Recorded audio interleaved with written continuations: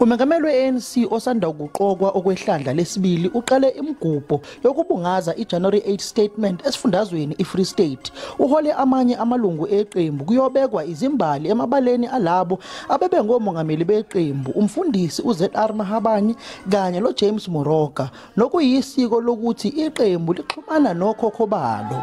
Umengameli Ramaphosa wakwazi ukudla umhlanganiso eNasrec, yize izifundazwe ezimbili okuyiLimpopo kanye neNorth base bemlahlese okwenyongo yenyathi. We are going to fight this battle. Yes. And we are fighting it because it is a good war. Yes. It is a good war because we are fighting for the soul of the ANC. Yes. Kodwa ke uMengameli Ramaphosa uthi akazizwa njengomuntu odayisiwe ngoba lena kwakuyingqungquthela enamalungu avela emagatsheni.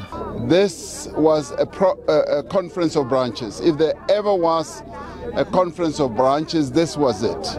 The basic units of the ANC spoke, they expressed the general views of their membership, and those who might have wanted to machinate certain outcomes, in the end they saw how the branches of the ANC and the membership of the ANC spoke.